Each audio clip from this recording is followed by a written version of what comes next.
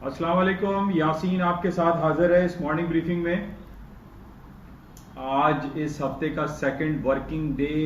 Date है आज 29 सितंबर। और जैसे कि आप सबको मालूम ही है कि ये महीने का आखिरी दिन चल रहे हैं। अब कल लास्ट डे होगा सितंबर का और कल हमारे पास बड़ी इंपॉर्टेंट क्लोजिंग होगी मंथली बेसिस पे। जैसे कि बड़ी इंपॉर्टेंस रहती है तमाम क्लोजिंग, जैसे कि जो वीकली बेसिस पे है या मंथली है या क्वार्टरली है या half yearly and yearly closing, technical ground पे इनकी बड़ी अहमियत होती है।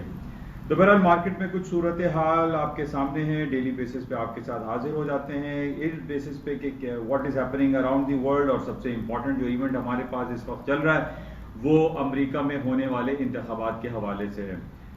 और इसी के गिर्द मार्केट घूम रही है और इन्हीं बातों पे मार्केट चल रही है। और आज हमारे पास लेट नाइट पाकिस्तानी वक्त के मुताबिक यानी अर्ली मॉर्निंग हमारा वेडनेसडे स्टार्ट हो जाएगा। अमेरिका में डिबेट स्टार्ट हो रही है मिस्टर जो बाइडेन और ट्रम्प साहब की।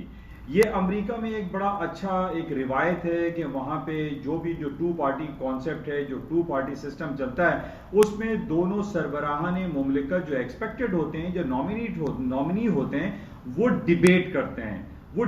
करते हैं कि वो आइंदा कौन सी पॉलिसीज लेकर आ जाएंगे और जो पॉलिसी वो लेकर आएंगे वो किस तरीके से उसको अमल दरामद करवाएंगे। तो इस हवाले से बड़ी एक अच्छी, इसको हम कह सकते हैं, एक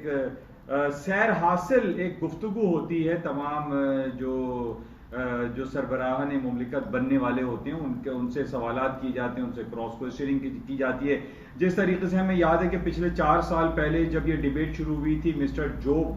मिस्टर डोनाल्ड ट्रंप और उनके सामने खड़ी हुई थी हिलरी क्लिंटन, उनके दरमियान भी यही तमाम डिबेट्स होती थी। और उन डिबेट में जो सबसे इंपॉर्टेंट एजेंडा था, जो उनके मंशूर का, जो उनका मैनिफेस्टो होता था, उसमें सबसे ज्यादा ट्रंप साहब के ऊपर बहुत ज्यादा क्रिटिसाइज किया गया उस दौरान के जनाब उन्होंने ये कहा था कि वो मैक्सिको के दरमियान दीवार खड़ी कर देंगे और उसके साथ ही मुसलमानों का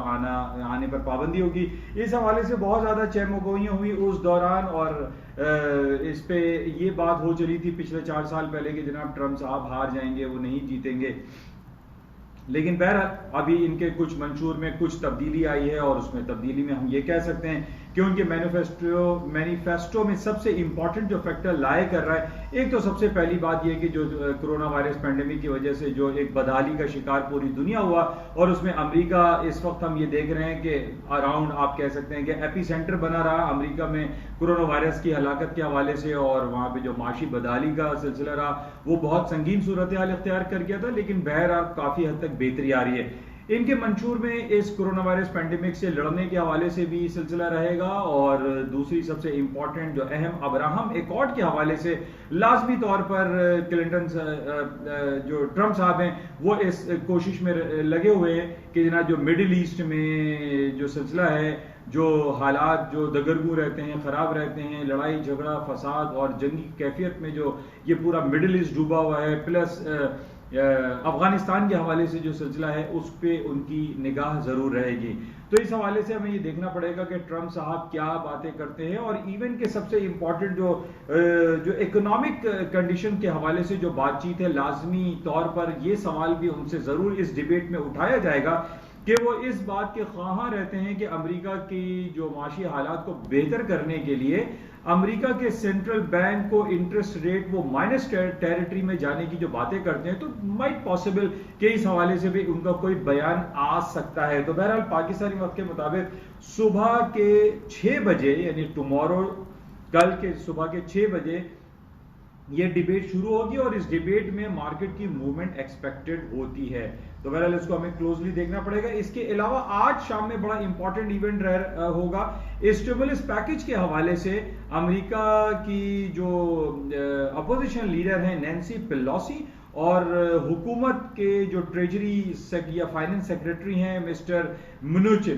स्टीवन म्नुचिन की आपस में मुलाकात है, जिसमें आइंदा का लाए अमल इख्तियार किया जाएगा और उसमें यह चेक किया जाएगा कि क्या अमेरिका को वाकई में अब मजीद स्टिमुलस पैकेज की जरूरत है या नहीं। इस हवाले से बहुत दिनों से ये बातें चल रही है कि जनाब अमेरिका में एक नया पैकेज अनाउंस होना चाहिए, जिसके अनाउंसमेंट की खबरों पर हमने देखा कि स्टॉक मार्केटों में एक तेजी की लहर आई। तो आज शाम में तकरीबन 7-8 बजे पाकिस्तानी वक्त के मुताबिक इनकी मुलाकातें होंगी और इस मुलाकात में currency, stocks, gold, silver, oil, तमाम मार्केटें में मूव एक्सपेक्टेड है। बहरहाल ये जितने भी हाई प्रोफाइल, हाई डेलीगेशन जो मीटिंग्स होती हैं, इसके कुछ ना कुछ असरात बाजारों पर पड़ते हैं। बहरहाल इसको हमें आज देखना पड़ेगा। अच्छा, कुछ बातें हम कर लेते हैं कि कल, जैसे मैंने कल भी आपसे ही कहा था कि टिकटॉक और वी चैट के हवाले से ट्रंप साहब के जो एग्जीक्यूटिव ऑर्डर्स थे वो नल एंड वॉइड करार दे दिए गए हैं। वहां की 2 अदालतों ने पहले वी चैट को क्लियर किया। अब कल की हमारे पास खबर है कि टिकटॉक को भी वहां की अदालत ने क्लियर करार दे दिया है और वो दोनों जो कंपनीज हैं, जो कि चाइनीज बेस्ड कंपनीज हैं, उनको अमेरिका में कारोबारी सरगर्मियां करने की इजाजत दे दी गई है। जैसे कि पहले भी मैंने आपसे ये कहा था कि ट्रंप साहब बहुत ज्यादा वो शो ऑफ करते हैं कि जनाब उन्होंने एग्जीक्यूटिव ऑर्डर को पास कर दिया है और अब टिकटॉक है, वी चैट है, या इसके अलावा इससे पहले उन्होंने फेसबुक और ट्विटर के हवाले से भी ये बयान दिए थे कि इन सोशल मीडिया साइट्स को बंद कर दिया जाएगा और ये मिसलीड कर रहे हैं, मिसगाइड कर रहे हैं। पॉलिटिकल इन्फ्लुएंस का बहुत ज्यादा इस्तेमाल इन साइट्स पे, इन सोशल मीडियाज पर हो रहा है। इस बेसिस पे भी हमने देखा कि ट्रंप साहब की जितनी भी बातें और जितने भी एग्जीक्यूटिव ऑर्डर्स होते हैं उनको कोर्ट में चैलेंज किया जाता है और कोर्ट में उनको हार का सामना करना पड़ता है, वो लूज कर जाते हैं। तो यही हमने देखा। और जब हमारे पास ये खबर आई कि टिकटॉक और वी चैट को अमेरिका में काम करने की इजाजत उनकी अदालती कार्रवाई के तहत मिल चुकी है, इस बेसिस पे हमने देखा कि कल अमेरिका की स्टॉक मार्केटों में एक तेजी का रुझान आया और वो लेवल जो मैंने आपसे कहा था कि 32 S&P का और 11,000 से नीचे नैस्डैक, वो तमाम मार्केटें उन लेवल से ऊपर आ गई और इस वक्त भी हम देख रहे हैं कि तकरीबन 11,400 पे नैस्डैक की मार्केटें चल रही हैं। यानी टेक्निकल ग्राउंड पे जो एक हम ये बात कर रहे थे कि जनाब 11,000 से नीचे अगर मार्केट क्लोज हो जाती है तो एक ट्रेंड रिवर्सल वाली सिचुएशन क्रिएट हो जाएगी और मार्केट फॉल डाउन हो जाएंगी। लेकिन टेक्निकली ऐसा कुछ भी नहीं हो सका। मार्केटें नीचे गई, 10,500-600 तक नैस्डैक गया और आज हम देख रहे हैं तकरीबन 1,000 पॉइंट नैस्डैक की मार्केटें रिकवर कर चुकी हैं। और उसकी वजह सिर्फ और सिर्फ यही है कि टिकटॉक और वी चैट जैसे बड़े जो billions and trillions of dollar के की ट्रांजैक्शन करने वाले जो ये सॉफ्टवेयर हैं अमेरिका में जो ये ऑपरेट कर रहे थे, ये अब ऑपरेट करते रहेंगे, इनके ऊपर कोई पाबंदी लाहक नहीं होगी, जिसकी वजह से पॉजिटिव इफेक्ट आया और मार्केटों में तेजी का रुझान आया। अच्छा, इसके साथ ही अब 2-3 दिन से हमारे पास ये खबरें भी चल रही हैं, अमेरिका और चाइना के हवाले से हमारे पास ये खबरें रहती हैं कि दोनों ममालिक एक दूसरे के ऊपर मुख्तलिफ बिलियंस ऑफ डॉलर के टैक्सेस लगाने की बात कर रहे हैं, एक दूसरे की इंपोर्ट और एक्सपोर्ट पे बैन लगाने की बातें करते हैं। पिछले दिनों तकरीबन 7-8 महीने से हम ये देख रहे हैं कि हुआवी जो दुनिया की सबसे बड़ी टेलीकम्युनिकेशन कंपनी है, उसकी CFO जुंग हू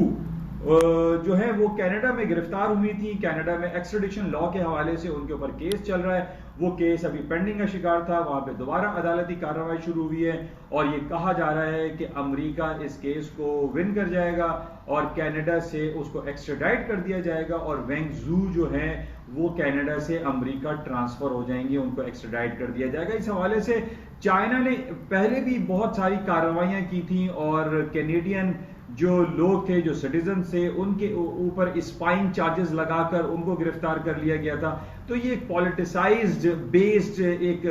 केस दिखाई दे रहा है, जिसमें हमें ये जो चांसेस दिखाई दे रहे हैं उसमें यही है कि ये आसान काम नहीं होगा कि कनाडा की अदालतें वेंग जू को, जो कि CFO है हुआवी की, उनको एक्स्ट्राडाइट की इजाजत दे दें और उनके केसेस अमेरिका में चलाए जाएं। बहरहाल इस हवाले से गौर तलब मरहला है, मसला है और आई पर्सनली फील कि ये केस अमेरिका नहीं जीतेगा, क्योंकि अगर एक्स्ट्राडाइट कर दिया जाता है कनाडा से, वेंग जू को एक्स्ट्राडाइट करके अमेरिका भेज दिया जाता है, तो कैनेडियन जो कि बहुत तादाद में चाइना में रिहाइश पजीर है, स्टडीज भी कर रहे हैं, मेडिकल ग्राउंड पर भी वहां पर हैं, उनके खिलाफ चाइना बहुत सख्त कार्रवाई कर सकता है। इस बेस पे हम ये कह सकते हैं कि ये 100% पॉलिटिसाइज केस है और कनाडा कभी भी ये नहीं चाहेगा कि वो उनके जो अपने सिटीजन जो कि चाइना में रिहाइश पजीर हैं उनके ऊपर कोई आंच आए। बहरहाल इसको हमें क्लोजली देखना पड़ेगा कि इसके आफ्टर इफेक्ट्स क्या होते हैं और इसकी इंप्लीकेशन अमेरिका की स्टॉक मार्केट पर क्या पड़ती हैं। बहरहाल ये केसेस अभी दोबारा शुरू हो चुके हैं। अच्छा, कल जैसे मैंने आपसे बताया था कि संडे को इसराइल में हॉलीडे था। वहां पे जिस तरीके से हमारे यहाँ जो फेस्टिवल होते हैं, इस्लामिक फेस्टिवल्स होते हैं, वहां पे एक फेस्टिवल कहलाता है दैट इज नोन एज योम किपोर। योम किपोर एक इनका फेस्टिविटीज होती हैं जूडाइज्म के हवाले से, मार्केटें बंद थी। और आज हम ये देख रहे हैं कि इसराइल और इवन यूरोप के बहुत सारे ममालिक में दोबारा से लॉकडाउन वाली सिचुएशन क्रिएट हो रही है। कोरोना वायरस पैंडेमिक के केसेस बढ़ते चले जा रहे हैं और अब खबर हमारे पास ये आई है ताजा तरीन कि पूरी दुनिया में इस वक्त 10 लाख यानी 1 मिलियन नंबर क्रॉस कर गए हैं डेथ में। और ये कॉन्स्पिरेसी थ्योरी है या वाकई में कोरोना वायरस कोई चीज है या नहीं है, इस हवाले से बहुत सारी बातें होती रहती हैं कि जनाब पूरी दुनिया की इकोनॉमिक स्टेबिलिटी को हर्ट करने के लिए, हॉल्ट करने के लिए ये एक गेम रचाया गया है और पूरी दुनिया को वर्चुअल बनाने की कोशिश की जा रही है। और इसके अंदर कॉन्स्पिरेसी सबसे ज्यादा हम ये देख रहे हैं कि ये जो 3 कंपनीज के मैं आपको नाम लेता हूं, ट्रिपल एज जिसको हम कहते हैं, Amazon.com, alphabet, Google and Apple, ये सारे फहरिस्त हैं। और हमने ये देखा कि ये पिछले 6 महीने से जो लॉकडाउन और ये शटडाउन की जो सिचुएशन क्रिएट हुई है, इनमें सबसे ज्यादा जिस कंपनीज ने, जिस सेक्टर ने अर्निंग की है वो यही 3 कंपनीज हैं जो कि मोबाइल और कंप्यूटर और हाई टेक इंडस्ट्रीज कहलाती हैं। और यही वो 3 और 4 या 5 कंपनी जिसको हम फैंग ग्रुप भी कहते हैं, यही वो 5 कंपनीज हैं जिसमें फेसबुक, नेटफ्लिक्स, IBM, इंटेल, ये तमाम माइक्रोसॉफ्ट कंपनीज हैं जो कि billions and trillions of dollar की मार्केटें बन चुकी हैं। और ये they are too big to fail वाली बात इनके ऊपर चलती है। तो बहरहाल ये कॉन्स्पिरेसी थ्योरी है, कॉन्स्पिरेसी है। और इसमें हम ये देख रहे हैं कि इन्हीं बेसिस पे, जो कि काफी अरसे से मैं आपसे ये बयान कर रहा हूं कि जनाब 2 सेक्टर ने इन कोरोना वायरस में सबसे ज्यादा पैसे कमाए हैं। एक तो ये high tech computer mobile industries को कह लीजिए, और दूसरा है फार्मास्यूटिकल कंपनीज, मेडिकल ग्राउंड पे सबसे ज्यादा लोगों ने पैसे कमाए। क्योंकि हम ये देख रहे हैं कि काफी अरसे से यही बातें हो रही हैं कि ये वैक्सीन तैयार हो गई है, ये मेडिकल फैसिलिटी तैयार हो गई है, ये क्वारंटाइन हॉस्पिटल से क्रिएट कर दिए गए। तो इन बेसिस पे सबसे ज्यादा अगर अर्निंग की है तो ये 2 सेक्टर हैं जिसके अंदर 65% हाई टेक कंप्यूटर इंडस्ट्रीज हैं नैस्डैक में, जबकि मेडिकल ग्राउंड पे 35% कंपनीज लाए करती हैं नैस्डैक में। और नैस्डैक हम ये देख रहे हैं कि तारीख की बुलंद तरीन सतहों पे मार्केट तकरीबन खड़ी हुई है और अभी इसमें मजीद पोटेंशियल एग्जिस्ट कर रहा है। जिस तरीके से हम ये देख रहे हैं कि कोरोना वायरस केसेस के और लॉकडाउन और शटडाउन की कैफियत दोबारा रोनुमा होती हुई दिखाई दे रही है, इन बेसिस पे हम ये कह सकते हैं कि नैस्डैक की मार्केटें मजीद हायर साइड पे चली जाएंगी और कोई बईद नहीं कि जल्द अज जल्द ये अपने नए लाइफ हाइज बनाना शुरू कर दें। तो बहरहाल इसको हम क्लोजली वॉच करेंगे। आज स्टिमुलस पैकेज के हवाले से जो मीटिंग है उसको भी हमें देखना पड़ेगा। पाकिस्तानी स्टॉक मार्केट की बात कर लेते हैं। पाकिस्तानी स्टॉक में थोड़ा सा कल 1000 पॉइंट मार्केट गिर गई। पॉलिटिकल गेम चल रहा है, पॉलिटिकल टर्मोइल हो रहा है। मिस्टर शहबाज शरीफ जो कि नवाज शरीफ के भाई हैं, जो कि पाकिस्तान के हस्ब इख्तिलाफ के लीडर भी हैं, उनको कल गिरफ्तार कर लिया है नैब ने, जिसकी वजह से एक पॉलिटिकल टर्मोइल आया और पाकिस्तानी स्टॉक एक्सचेंज कल 1000 पॉइंट डाउन हो गई। तो बहरहाल इसको ये कहा जा रहा है कि ये पॉलिटिकल बेस्ड गेम है और ये इनको नहीं करना चाहिए। क्योंकि दूसरी तरफ हम ये देख रहे हैं कि गवर्नमेंट के कुछ लोग हैं जिनके ऊपर बिलियंस ऑफ रुपीस के चार्जेस लगे हुए, वो भी पाकिस्तानी नैब के सामने हाजिर नहीं हो रहे हैं। इस बेस पे ये कहा जा रहा है कि ये 100% पॉलिटिकल गेम है और गवर्नमेंट अपने लोगों को गिरफ्तार नहीं कर रही है, सिर्फ हस्ब इख्तिलाफ या अपोजिशन पार्टी के लोगों के ऊपर केसेस बनाए जा रहे हैं। अच्छा, ऑयल के हवाले से, गोल्ड के हवाले से पहले हम बात कर लेते हैं। गोल्ड की कीमतें आपने कल देखा कि दोबारा से जो मैंने आपको टेक्निकल लेवल दिया था 1840 का, मार्केट वहां से डाउन नहीं हुई, 1850 का मार्केट ने लो किया था और आज हम देख रहे हैं कि 1890, 94, 95 तक मार्केटें तकरीबन ऊपर आ चुकी हैं। और उसकी वजह मैं काफी अरसे से आपको बयान करता चला आ रहा हूं। दोबारा मैं आपको इसलिए बता देता हूं ताकि आप लोगों को जहन में रहे और आप जहन नशीन इसको कर भी लीजिए। क्योंकि जब तक हमारे पास देखें ये रिपोर्ट नहीं आ जाती कि अमेरिका या दूसरी यूरोपियन कंट्रीज इंटरेस्ट रेट बढ़ाना शुरू ना करें, जब तक इंटरेस्ट रेट बढ़ाने की खबरें हमारे पास नहीं आएंगी, उस वक्त तक ना तो सोने की मार्केट डाउन होगी और ना ही अमेरिका की स्टॉक मार्केटें क्रैश करेंगी। हमें सबसे ज्यादा इंपॉर्टेंटली सबसे ज्यादा जो देखना है, क्लोजली वॉच करना है, आज जैसे पाकिस्तानी वक्त के मुताबिक सुबह अर्ली मॉर्निंग वेडनेसडे को भी जो डिबेट हो रही है, प्रेसिडेंशियल डिबेट, उसमें भी हमने इसी पॉइंट को मदरूज खातिर रखते हुए चेक करना है क्या अमेरिकी सदर डोनाल्ड ट्रंप साहब इंटरेस्ट रेट के हवाले से कोई बयान देते हैं या नहीं, इसको भी हमें क्लोजली देखना है, या जो बाइडेन देते हैं। तो जब तक अमेरिका या दूसरी जो इकोनॉमीज हैं वो इंटरेस्ट रेट नहीं बढ़ाती, उस वक्त तक ना तो सोने की मार्केट डाउन होगी और ना ही स्टॉक्स मार्केटों में डाउनफॉल आएगा। प्लस गोल्ड की मार्केट ऊपर जाने की वजह आपको जैसे पता है कि आजकल दोबारा से अफगान फोर्सेस के पीछे जाहिर है कि अमेरिकन फोर्सेस हैं, वो और तालिबान के दरमियान बहुत ज्यादा लड़ाई झगड़े चल रहे हैं, रोजाना 10-15 लोग हलाक कर दिए जाते हैं। इसी तरीके से सीरिया में अब जो हालात हैं, फिर यमन और सऊदी अरब के हालात आपके सामने हैं। हालांकि एक तरफ हम अब्राहम एकॉर्ड की बात कर रहे हैं कि अमेरिका ब्रोकर्ड सर्विस प्रोवाइड कर रहा है और बहुत सारे इस्लामी ममालिक जो है वो इसराइल को एक्सेप्ट करते चले जा रहे हैं। अब हमारे पास सबसे ज्यादा जो प्रेशर, मैंने पहले भी आपसे कहा था, वो सऊदी अरब के ऊपर है, और सऊदी अरब के ऊपर बहुत ज्यादा कवी इम्कानात ये जाहिर किए जा रहे हैं कि वो कंडीशनल बेसिस पे इसराइल को कबूल कर ले। यानी जरूरी नहीं है कि 100% इसराइल को वो एक्सेप्ट करे, कंडीशन ये हो सकती है कि ठीक है, okay, Saudi Arabia is going to accept Israel on the basis of these all points हैं, कुछ आर्टिकल्स बना दिए जाएं कि जिस तरीके से हम देखते हैं कि दुनिया में मुख्तलिफ कवानीन जो है वो पास कर लिए जाते हैं कंडीशनल बेसिस पे। ये हो सकता है कि सऊदी अरब भी इसराइल को एक्सेप्ट कर ले, क्योंकि हमने ये देखा कि इमाम काबा की जानिब से भी पिछले दिनों जो जुमे को जो खुतबा दिया गया था, उन्होंने जो वर्ड इस्तेमाल किए थे, उन्होंने कहा था कि ऐसे भड़काने वाले अल्फाज इस्तेमाल ना किए जाएं जुडाइज्म या जूस के अगेंस्ट में। तो इस हवाले से हमें कुछ इशारे ये जरूर मिल रहे हैं कि सऊदी अरब भी जल्द अज जल्द इसराइल को ऑन कंडीशनल बेसिस पे एक्सेप्ट कर ले। तो जिस बेसिस पे मैं आपसे पहले भी मैंने आपसे कहा था कि अनटिल एंड अनलेस जब तक सऊदी अरब